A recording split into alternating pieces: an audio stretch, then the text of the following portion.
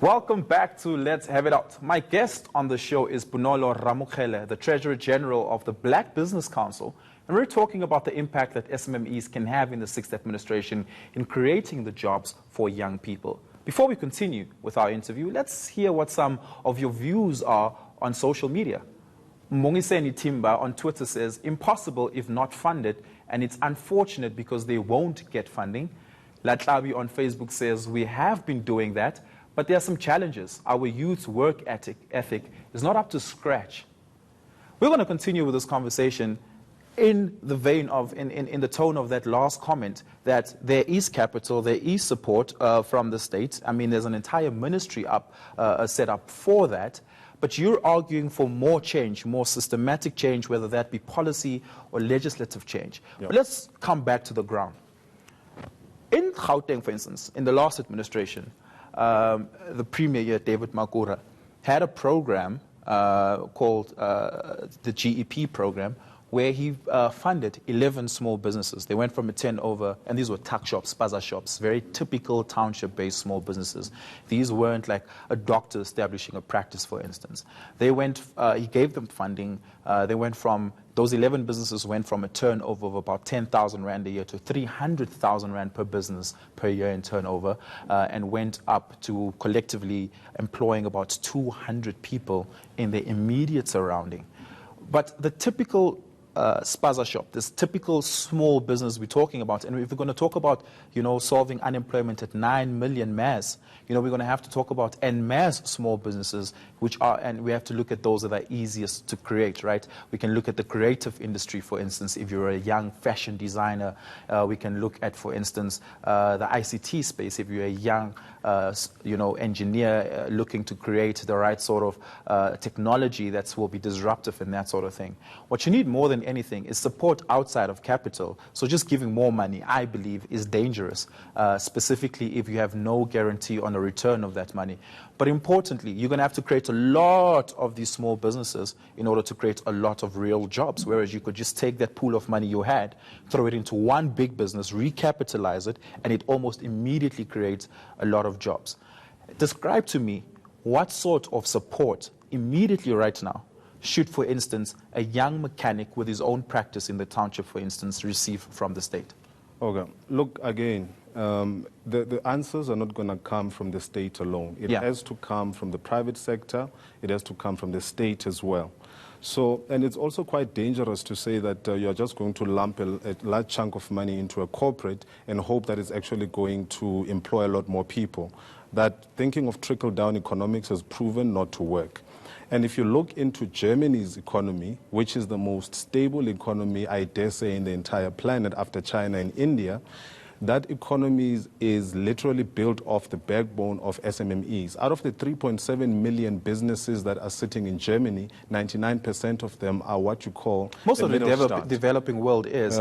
But let's bring it back. Let's bring it back to building it up before we go top down. A small business in South Africa. I'm a young black mechanic. I'm under 35 years old in South Africa. What support should I be getting? You need skills.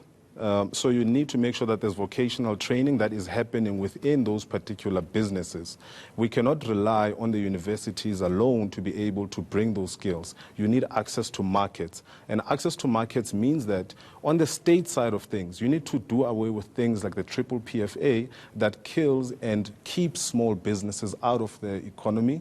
And in the private sector, you need to go look at these enterprise development programs and ensure that they actually work. And it's not a ticking off the box exercise. So what specifically about the triple PFA, for instance, is keeping small businesses down? The whole of it doesn't work. It needs to be repealed, and then you need to make sure that the procurement bill that has been sitting in National Treasury for the past few years actually comes to the fore, and then we actually have regulations that govern each and every sector. I'll give you a simple example. You cannot tell me that a cleaning company or a securities company or even a mechanics company cannot do certain jobs, and you're going to govern it with the same legislation that governs, for example, heat tracing at a power station in Eskom, which is a highly specialized, endeavor. So you need to make sure that there's regulations for specific industries that are geared to ensure that smaller businesses enter, especially women-owned businesses. Yeah. We're going to take your calls. Vusi Dlamini from Richards Bay. Good evening and thanks for your call. What's your comment? Hi, my brother. Fantastic. Go right ahead, Vusi. Yeah. Mine, which is not mainly about funding for small businesses, is the unfair practices that the small business come across, more especially when it comes to government. When you put prices for a tender, for example, they will say to you, if your price is good, they'll come with issues of capacity. If you've got capacity, they'll come with issues of price. Then it becomes difficult for small business to sustain itself. We have created employment of 30 people we have anticipated by now would have created like close to 150, but we are denied because of the, I would say selfish reasons by those who have power, not the government. The government has got good policies. He has created a platform like NEF to fund those who want to do business. But mainly when you do business, it's where you get a lot of frustration. And to an extent that you can even close your business. Vusi, just before I let you go, are you a small business owner? Yes. And what does your business focus on, perhaps? And have you tried reaching out for state support, and has it been given to you? My business is about education. We do stationery, scholastic stationery, we manufacture it. Right. And have you sought out for a state support, and has the government given you any level of support? Through NEF. I was supported by NEF. Right. And if you go trying to get business, it's better here in KZN. I'll say it's better in KZN. If you go to other provinces, don't get even the reason why they put you aside. Right. Vusi Dlamini, thank you so much for your call all the way from Richards Bay. Let's use Vusi's example, right? Gets funding from NEF, is able to employ 30 people, if I get it correctly from him, manufactures stationery. That's a success story. Right? The idea around how we talk about small businesses is always with an attitude that it needs to be built to scale and become a big business eventually, and not that it should remain a small business focusing on the niche that it does, so it can remain amongst, like, for instance, the 60% of the small businesses, for instance, in Germany. That's the backbone of the economy over there. Specifically in South Africa, do we have the right tools, not state, but the entrepreneurs themselves? Do they have the right tools to be able to create small businesses that can actually stick in the market? Because that's the first question before we're going to ask about, are you going to apply for a tender? Are you going to ask for funding from the IDC if you're a manufacturing and industrialist, for instance? Look, when it comes to Mr. Dlamini, I commend what he has been able to do. Those are the type of stories that we want to hear. Number one, you need to look at, again, the triple PFA. One of the things that he is talking about, one of the things that blocks him from accessing even more opportunities, and the issue of price, which is something that is killing a lot of businesses across the country. It is down to the triple PFA. And we now need to break that thing into a simple thing. Right now, if let me can I ask the question on the issue of price so we can get practical ideas of what's going on? So, are you saying that the state should not have a stricter requirement for at what price point it does business with the private sector so it can favor small businesses? And what I'm asking is, are you telling the state that it needs to spend more money in its procurement practices? You see, that is the mentality that has caused this bill not to come to the fore in terms of the procurement bill and repeal the triple PFA. Yeah. Because you are assuming or presuming that if I want to supply you with these papers, I'm going to automatically now charge you at 10,000 rands per page. That's not the case. At the end of the day, you still have procurement managers across the country who are going to seek value for money, but make sure that open up the value, open up the market so that everybody can participate. Right now, the triple PFA is killing and keeping a lot of businesses outside of the mainstream economy. Vincent, all the way from Midrand, thank you for your call. What's your comment? Yes, my comment is in threefold. For example, the very same thing that we're talking about. I'm an entrepreneur with three different types of companies. The one is industrial laundries, for example. I'm sitting with an industrial laundry that hired about 35 people, sitting just 500 meters away from a hospital.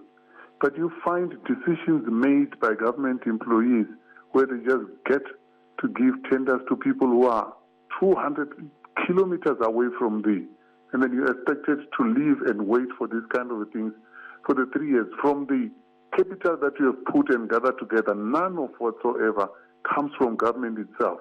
You try, you accumulate, you get what you get, you put things together, you put an infrastructure of 2 to 3 million rand, and somebody else comes and do those kind of decisions. And now it's been done, and it turns again for another 3 years. So that means I'm sitting 6 years with an infrastructure that is not servicing that kind of market, whereas I'm very highly competent and I've been doing this kind of work for government and temporary basis in other instances. But you find those kind of things happening. And the other bit is there is a plan at hand, and some of the activity that I've been doing in a small scale. I need more capital. Try to access IDC, various institutions that really supplies, but I'm not winning for the last 3 years. So if we are saying government has I think I get your point pretty well, and I'm going to throw that back to Bonolo, right? But thank you so much for your call and keep engaging. Yes. Vincent mentions a very peculiar point here, right? And it's about who the state chooses to do business with and why sometimes those choices are irrational. Yeah. So no matter how much reform you do, right, it's always human beings with room for discretion that administer those sort of pieces of legislature and those frameworks, and so you'll still find instances, for instance, where it's about propping up one business over the other, whether that business, for instance, have 50% of its shareholdership sitting abroad or not. You will still find a situation where small businesses are competing, for instance, for crumbs because they just don't have the sort of capital to prop up their infrastructure to be able to do the scale of work that's required. Yeah. How do we tackle that? Because my belief is that it shouldn't entirely be the state's responsibility to capitalize small businesses to do business with the state itself. Look, again, we have to commend people like these who are owning businesses, because these are the people who keep this economy and this country going. When it comes to the specific issue, for example, of, you've got an entity that can supply laundromats and whatever it is, to hospitals, to prisons, you name it, but it's not getting that, that support. It's purely down to the issue, again, of triple PFA. I think maybe we need to have a specific show where we deal with triple PFA and then explain it in layman's terms to ordinary people as to how it affects. After the break, I'm going to give you that opportunity so you can describe to us what. But let's take another 100%. Call. Musa from Centurion, good evening.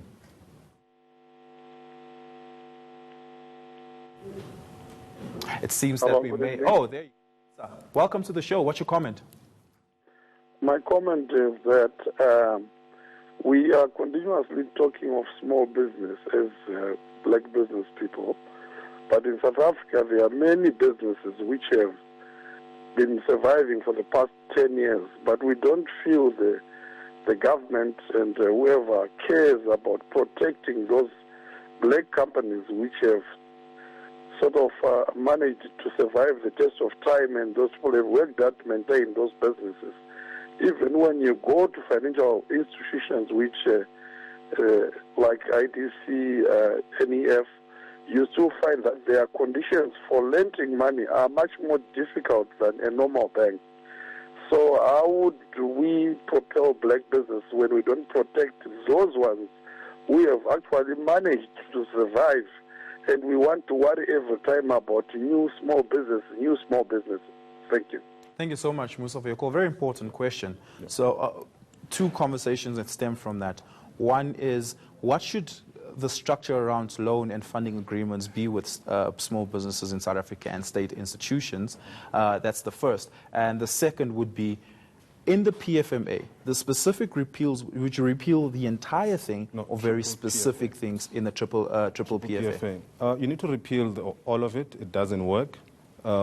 It keeps businesses out. And what I wanted to explain to you, if you go and you want to do business with the state, and let's say the tender is below 30 million rands or 50 million rands, so now 80% of what determines whether or not you get that work is price and functionality, and 20% is the BEE component. So if you were to be able to increase the BEE component and decrease the price component, automatically are going to empower procurement people across the country systematically. As you and I tomorrow wake up, somewhere somebody in Mdantsane who would be making a decision is empowered by legislation to be able to empower local companies, because currently the current act does not deal with issues of localization. Yeah. It becomes an ad hoc issue. It is not actually cast in stone. You need to cast those rules in stone so that you empower everybody across the value chain of the state. You were absolutely right. We're going to have to need another show entirely dedicated to triple PFA and seeing what sorts of systematic changes there needs to be made to the BEE code, triple BEE code as 100%. It currently stands. And that's it for this edition of Let's Have It Out. Keep the conversation going on social media using the hashtag LHIO. I'm Oliver Dixon. Thank you for watching and have a good night.